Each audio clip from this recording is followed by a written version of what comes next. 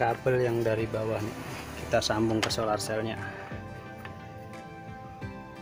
Di sini cuacanya sangat panas teman-teman. Oke, kita sambung dulu.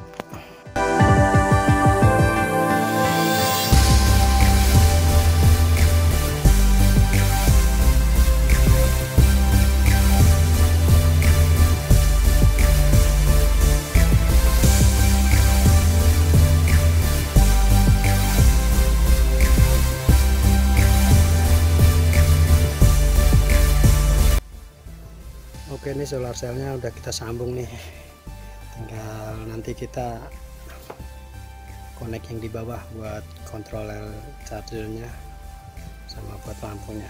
Oke, lanjut.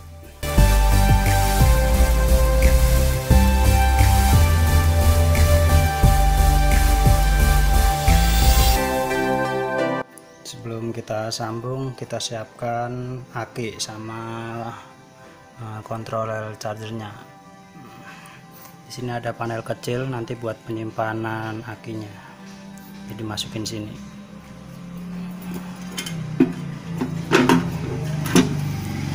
Ini aki bekas motor, kita manfaatkan, semoga aja bisa awet. Oke, kita rakit.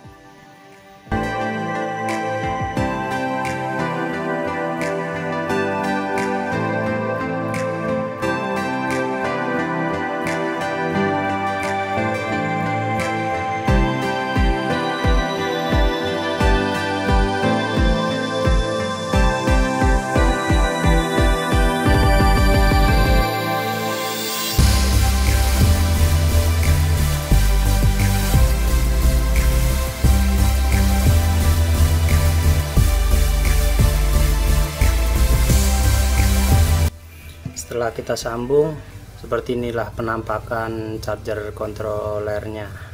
Kayak gini.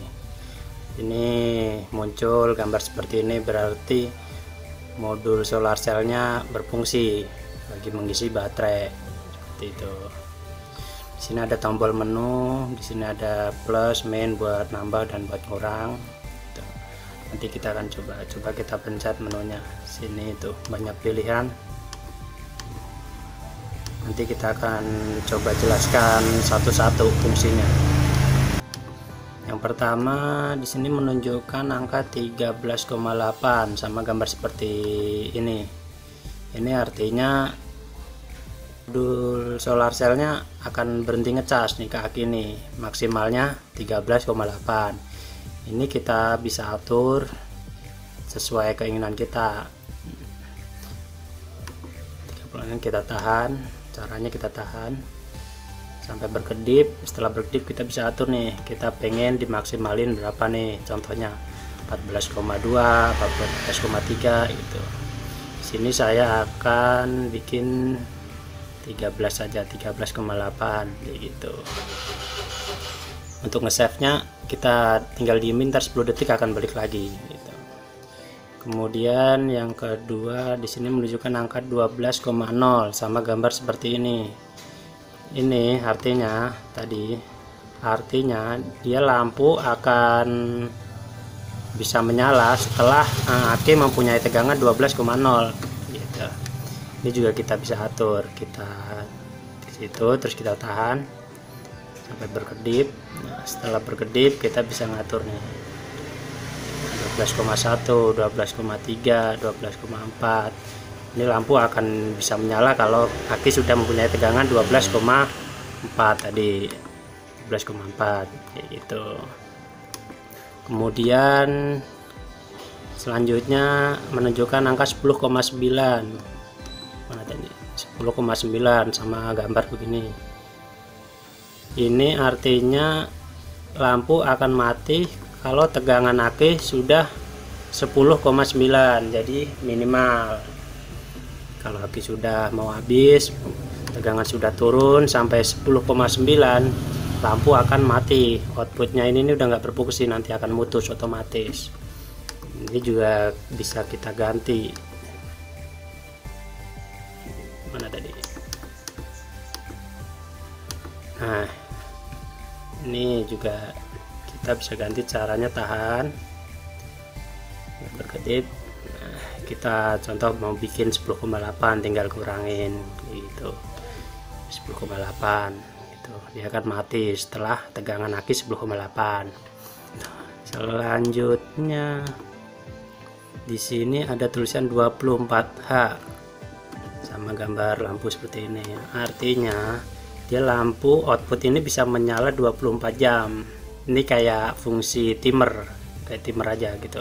Kalau kita tahan, nah kita tahan di sini, kita tahan, nah bisa diatur 0 jam, 1 jam, 2 jam gitu, kayak timer. Seumpama lampu nanti nyala jam 6 maghrib nih, jam 6 sore, kalau kita atur 4 jam, berarti setelah nyala 4 jam dia akan otomatis matiin lampu nih, di sini akan mutus selama 4 jam gitu, kayak gitu. Tapi di sini saya akan mengatur, di sini bisa kita atur, kita tahan dulu. Nah, kita atur 0 di angka 0. Nanti maksud saya otomatis kalau mulai gelap terus modul solar cellnya nggak mengisi, kan otomatis nggak ada cahaya matahari, tidak mengisi, dia lampu akan nyala gitu. Kalau nanti pagi udah ada cahaya matahari, modul solar cellnya mengisi baterai, otomatis lampunya akan mati kayak gitu. Itu setelannya di 0H itu kita akan save. Kemudian di sini ada B1. Kalau kita tahan di sini banyak pilihan, ada B1, B2, B3 gitu. Itu artinya kalau B1 itu aki kering, B2 aki jelly, kalau B3 aki basah. Karena kita pakai aki kering, jadi kita pilihnya yang B1. Tuh, ini tahan, kita pilih B1, berarti aki kering gitu. Selanjutnya nanti kita akan pasang lampu nih, lampu belum saya pasang nih. Habis ini nanti kita akan pasang lampu.